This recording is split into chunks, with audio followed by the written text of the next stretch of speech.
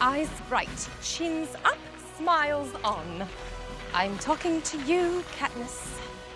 Now there'll be photographers, interviews. Everyone will be here to celebrate you, my victors. Breathe it all in, children. This is all for you. It's cozy. Attitude. Come, come. We interrupt this program to bring you...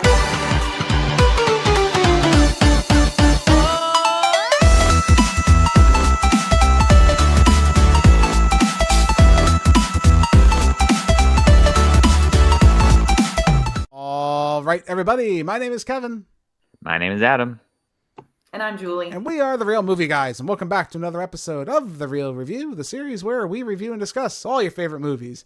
On today's episode, we're going to be taking a look at The Hunger Games: Catching Fire. Katniss Everdeen and Peeta Mellark become targets of the Capitol after their victory in the 74th Hunger Games sparks a rebellion in the Districts of Panem.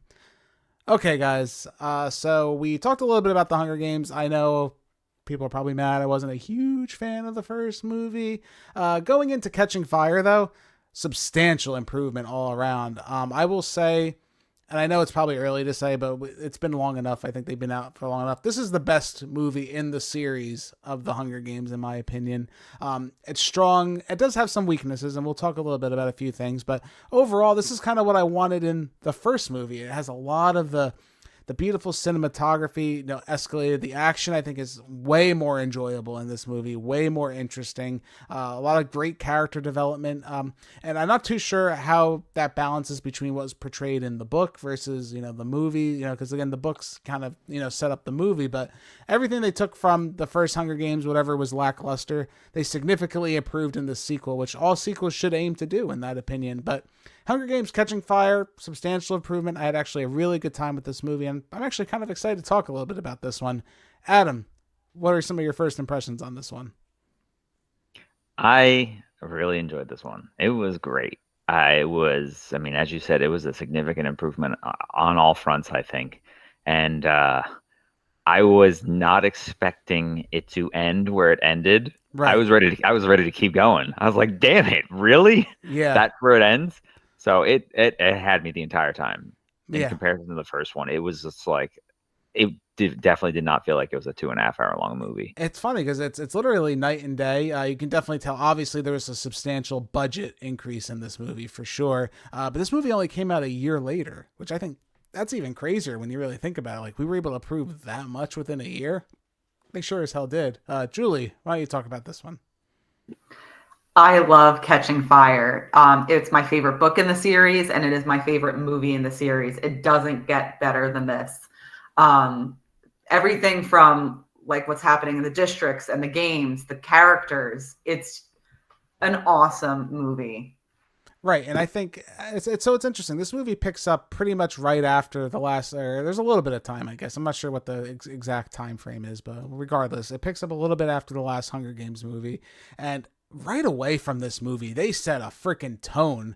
Katniss is invited into a room with Donald Sutherland, who plays President Snow, and the conversation they have sitting at that table really just sets like this tone, like, you need to watch your back, girl. If you're not doing what you're supposed to be doing, I'm going to come down and lay heavenly fire upon you.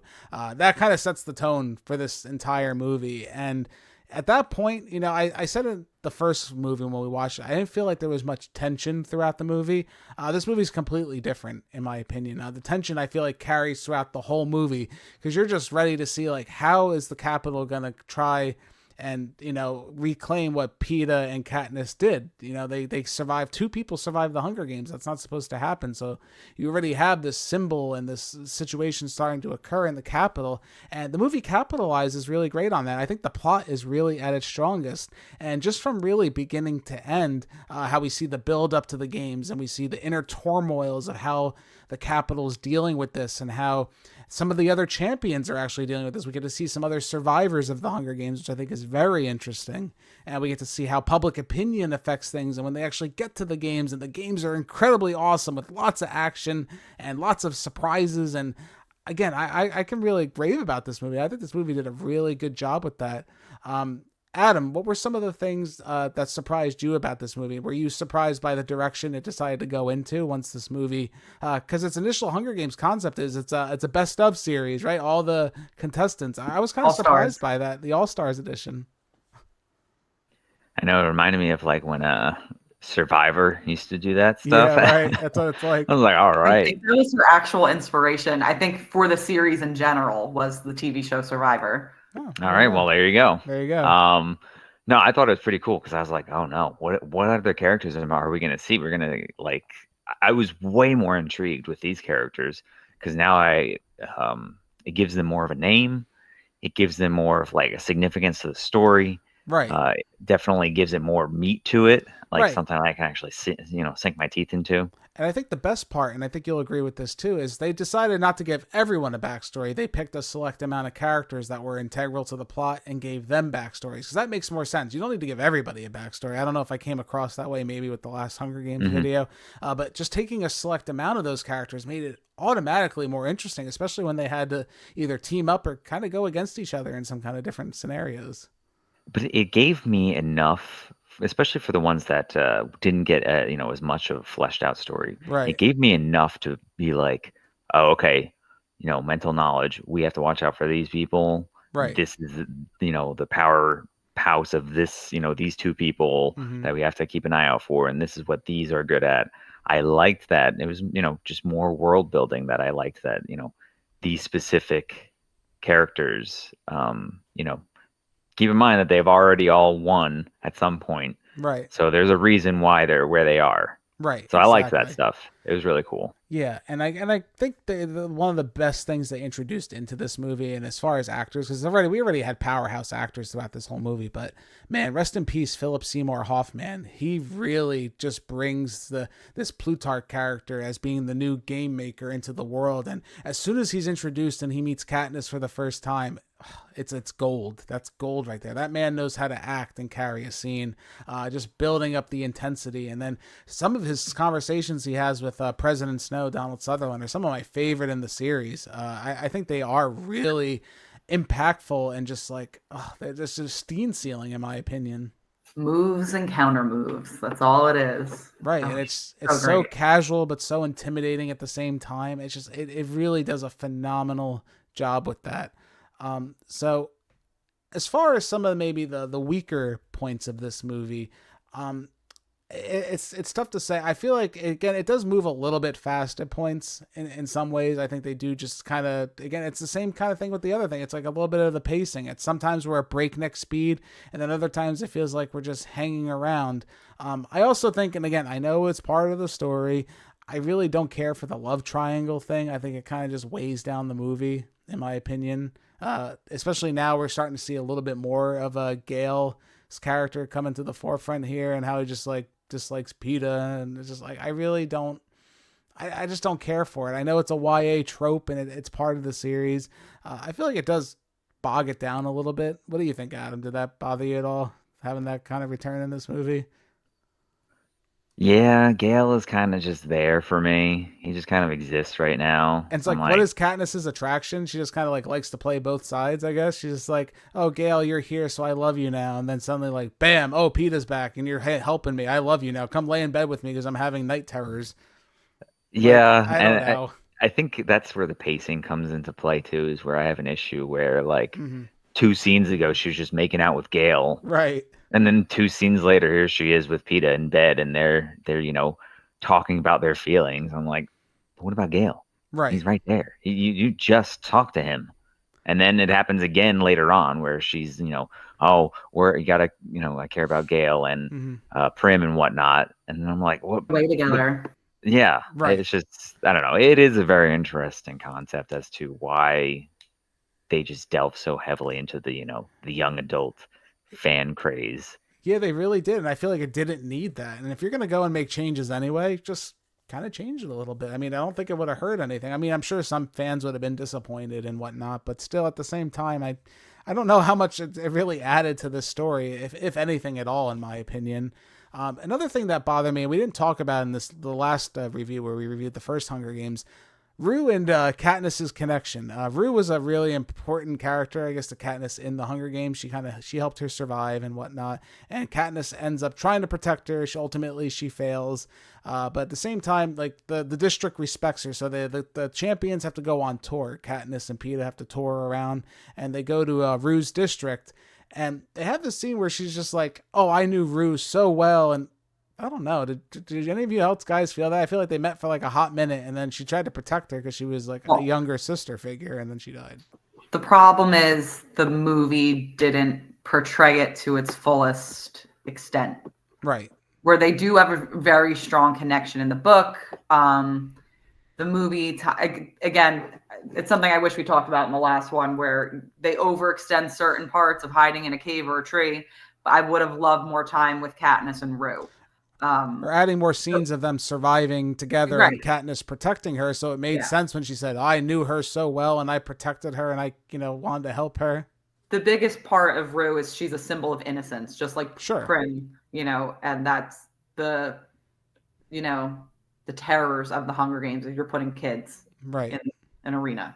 And then suddenly, I don't know if you guys felt this way. It just feels so like people find themselves so attracted to Katniss as a character when I still don't feel like she's very likable. Even when she's like reading her lines on stage, everyone, they do the symbol for her and, they all respect her and everything like that. But she looks so disinterested with everything that's going on with her facial expressions. Like, you're telling me no one in the audiences have like been capturing that? Like, even when she's on stage doing interviews with Flickerman and stuff like that, and like throughout the series, she just always has this face of like this really like annoyed or concerned or confused face, all these different emotions, but I'm not seeing likable. Adam, are you buying Katniss becoming this symbol of the rebellion? That's maybe some kind of like disconnect I have a little bit too. The way that I took it was that the reason why she was like that, right, maybe this is intentional or not, was because she didn't ask to be this symbol. And most don't, right? That's the call to duty, That's kind of how I took it, though, is, she's just kind of doing this just because this is just the situation that she was given. Yeah. I don't know. Maybe that's wrong. Maybe this is just a, Jennifer Lawrence thing, just kind of being over everything.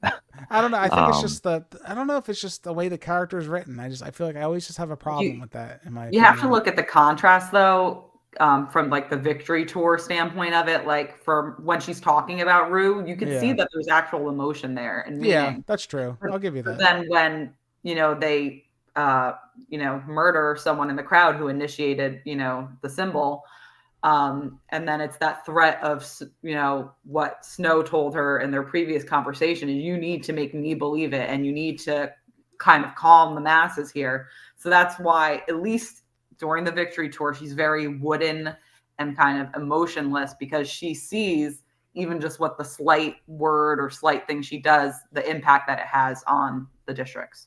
Yeah, no, I think so. And again, it's all part of the world building, which I do think is expertly done in this movie, especially when we see the planning. I guess you want to call it maybe the setup phase to the Hunger Games, where we see everyone kind of teaming up and planning and forming alliances. Kind of like Adam said and Julie said, was an inspiration. It reminds you of Survivor a little bit, like we're forming alliances and forming teams to survive. But like I said in the beginning, I always feel this sense of dread as to what's going to come next, because the whole reason this is happening is the world's trying to shut this down. They don't want anything catching fire, as far as the rebellion. Adam just like died a little bit inside when I said that. Again, I like that though. And I like a lot of the characters that were actually introduced here. Julie, I know you want to talk about some of them, so why don't you go ahead? Let's just start off with number one, Finnick Odair, from District 4, played by Sam Claflin. He is the best addition in this series.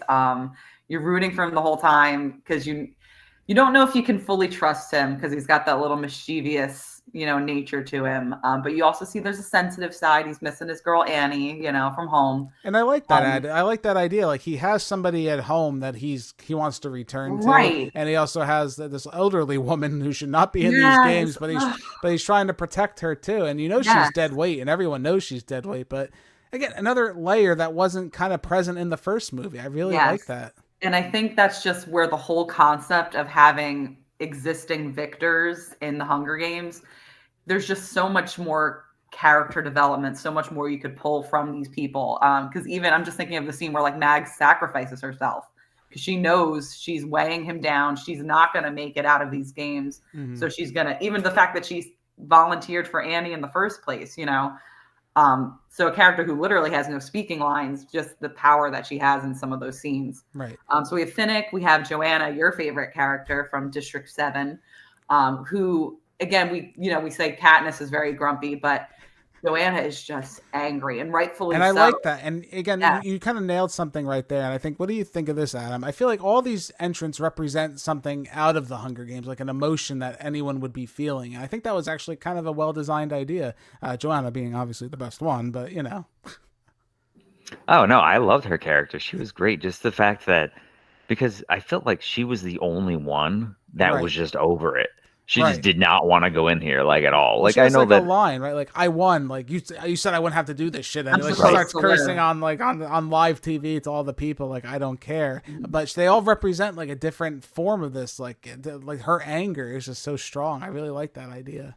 like, 'cause you could see that Katniss, she did not want to go back in, of course. Like you could tell, and Peeta, he didn't want to go, but she was just like, yeah, no, screw this whole idea. I don't want to do this at all again. I Right. already did my work. Right. And I think they did a really good job with that. Again, just kind of juxtapositioning. And then also I like the idea of how they were able to show like society's kind of view on everything was changing as well. Like the Capitol maybe wasn't so into the idea of them going to the Hunger Games, and then Peeta lays his like famous line of like, oh, you know, I didn't want to go back. And they're like, oh, why you want to go back? If it weren't for the baby. Oh shit. Oh shit. I love the whole. I mean, that's like great sequence. TV drama. Great TV Yes, drama.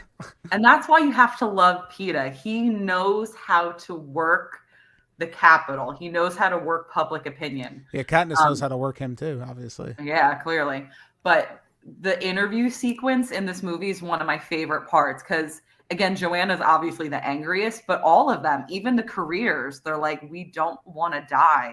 Like, and again, you can just see the set where Jeffrey Wright, who plays Beatty, Mm-hmm. who's Another like, good actor, you know. Very yes, good amazing. actor. He's from the tech district and he's just absolutely brilliant. And he's doing his interview with Caesar and he said, you know, laws put the Hunger Games into effect and laws can be unwritten and changed. So you can see in the interviews alone how each of the characters are taking their experience, taking their knowledge of the Capitol and trying to win them over and to like, please stop this at all costs. And it's just, again, it's shitty. Like they were supposed to be safe. No, it's an improvement. I gotta give them credit here. They gave the characters a lot of room to breathe in this movie, and I think that really helped me care about this. Even the existing characters like the phenomenal Haymitch and Effie and all of that. Even again, I just think it really added to the layers to this movie that I really needed. And again, this movie is it's ready to show you how cruel this world really can be. And I think it really jumps into what I'm most excited to talk about is the actual Hunger Games in this movie.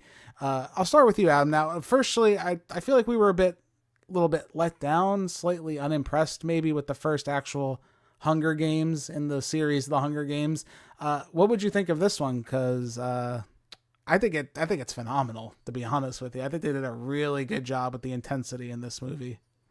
No, I like these a lot, especially if it's like as if the Hunger Games weren't intimidating as already, Yeah, and then just you add a whole general nother survival. Yeah. yeah, and then you add a whole nother like all these natural causes, I Right. guess, if you will. All these traps, and we get to see the game maker's perspective of him just like, all right, we're going to flutter them all here, turn on the torches and make them run this way, turn on the force fields and stuff like that. Spin the wheel. Yeah, spin the wheel. Yeah. I think No, this is a It was brilliant so design. entertaining. Now. I hate to say it, but I feel like this should have been more present in the first one. And I know maybe in the book wise it's not, or whatever the case is, but it's something that should have kind of been, maybe to bring up the excitement a little bit. I needed some more obstacles and other things besides just waiting for Katniss in a tree to hang around and die. You know what I mean? I needed these kind of obstacles for them to overcome. And this movie does a really phenomenal job with that.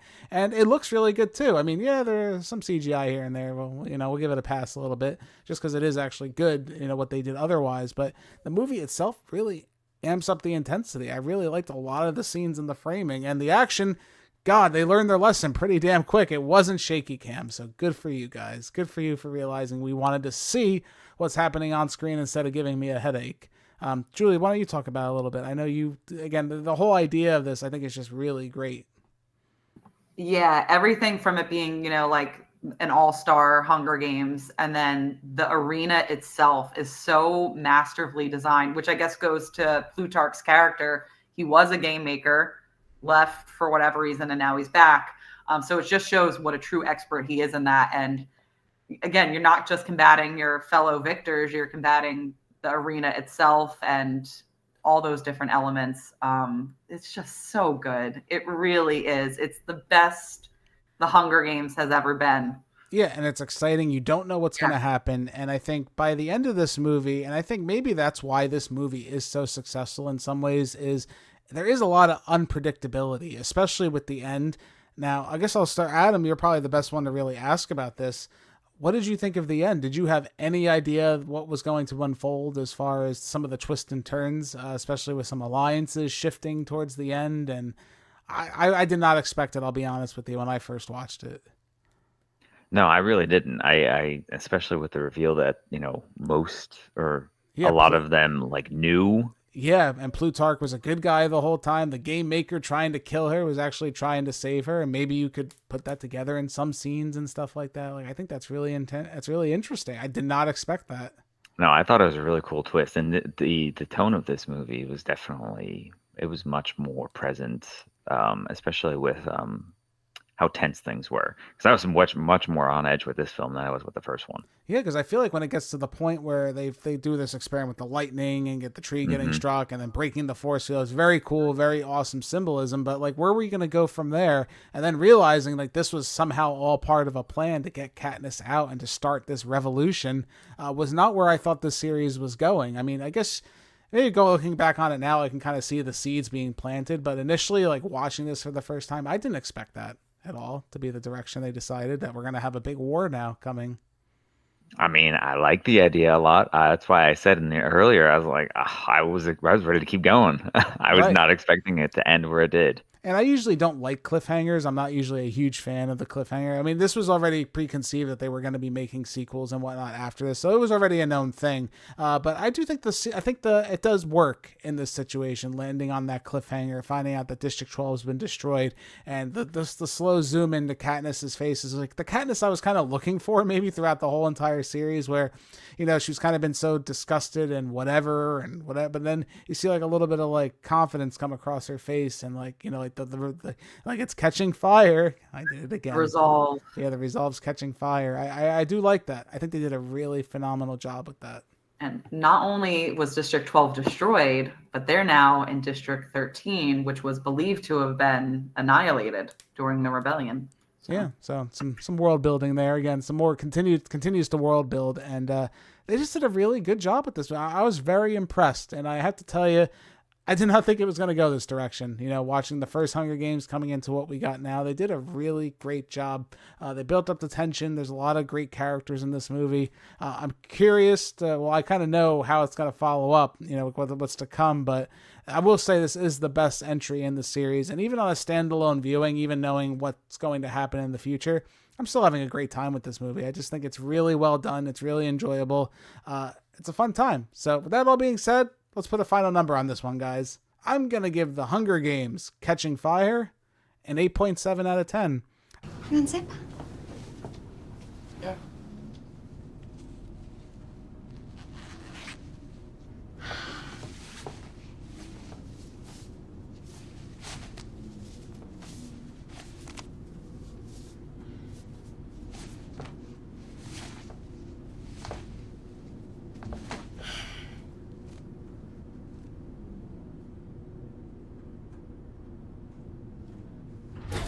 Thanks. Let's do it again sometime. Thank you. I had a really, really great time with this movie. It is definitely, in my opinion, the best of the Hunger Games series, and I don't think that's a special view. I think a lot of people do share that sentiment with this series. I think the character world building is everything I wanted. The acting is phenomenal with the older actors. I think even the younger actors, Jennifer Lawrence coming into her own maybe a little bit more as this character. It's just some of the same things that kind of bogged me down from the first movie. Only a few of them really hang over, but they still hurt the movie. I think the pacing is an issue. This movie is about 2.5 hours long. I wish that maybe the time was better utilized for other scenes and other things. But overall, I think it is a good time. And, I understand if I saw this movie, I can kind of understand why The Hunger Games was so popular, because I think this was the movie that kind of defined what made it so popular. Adam, how about you? What do you think? I'm going to give The Hunger Games Catching Fire a 9 out of 10.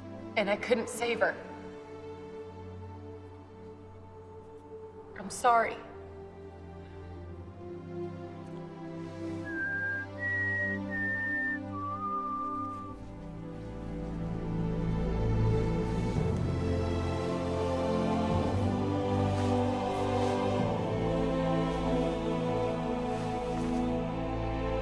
I liked it. I thought it was great. I would happily rewatch this movie again multiple times. It was so good. I think, like you said, I can absolutely see why The Hunger Games were so popular. I had no idea that it would, this good of a movie was just kind of lingering there. Right, and it's a shame. I feel like just some of the young adult things kind of linger over this movie. I think maybe that's what holds it back, and it's just a sign of the times, I guess, right? It's just unnecessary for me. There were so many other things, but that were so much more interesting. But I do think that they outshine those parts that, the interesting parts are way outshine the young adult, tropes and whatnot. But for the most part, I really like this movie. No, I can definitely understand that. I definitely understand the excitement for that. So, Julie, how about you? What do you think? I'm going to be giving The Hunger Games Catching Fire a 9.5 out of 10. Katniss. Hello, Finnick. Do you want a sugar cube? It's supposed to be for the horses, but who cares about them, right? They got years to eat sugar, whereas you and I, well, if we see something sweet, we better grab it. No thanks, but I would love to borrow that outfit someday. You look pretty terrifying in that getup. What happened to the pretty little girl dresses? I outgrew them. You certainly did. I love this movie so much. It brings everything that you wanted from the original Hunger Games and then amplifies it. All of the characters are so engaging, except for Gale. Little nitpick there. Gale and Peeta. Selves are amazing. The delving deeper into the Capitol, which we really didn't talk about earlier in the review, like you get so much more lore of the Capitol, and seeing how these people interact and what disregard they have for just basic amenities such as food. Like, oh, here, drink this, you can throw up and eat more. I understand what they were trying to tell me, what they should have been telling me in the first movie. Right. I understand in this movie, which again thinks it makes it more successful. Yes, and giving power to not just Katniss, but to people in all of the other districts, and seeing them finally coming to a boiling point. Like, it's truly rebellion is catching fire in the Hunger Games here. I know. It's the best that the series ever was.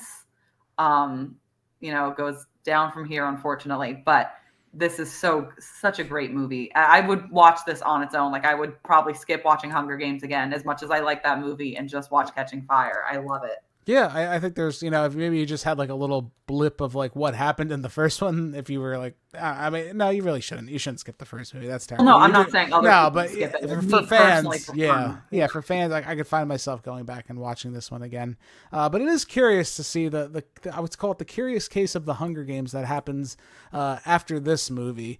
I don't want to say that they're terrible, but there's a lot of decisions that were made. Again, as much as I was saying earlier about how the YA tropings of the time kind of hindered this movie, in my opinion, some of the other theatrical tropings that were happening around this time, I think also affected this movie. And we'll get a little bit more into that when we get into the next movies. But what do you guys think of Catching Fire? Do you enjoy it as much as we did? Again, personally, I think it's one of the best in the series. Let me know your thoughts in the comments below. But again, thank you guys all so much for joining us for this episode of The Real Review. My name's Kevin. That's Adam and Julie. We are your real movie guys. Real guys, real movies, real thoughts.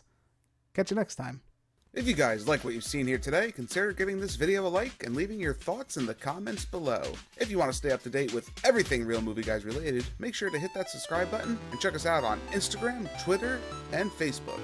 And don't forget, all you audio listeners at home, we are available on many podcasting platforms. Just search The Real Movie Guys, you should pop right up. Thank you again all so much for joining us on this episode of The Real Review. We are The Real Movie Guys. Real guys, real movies, real thoughts. Catch you next time.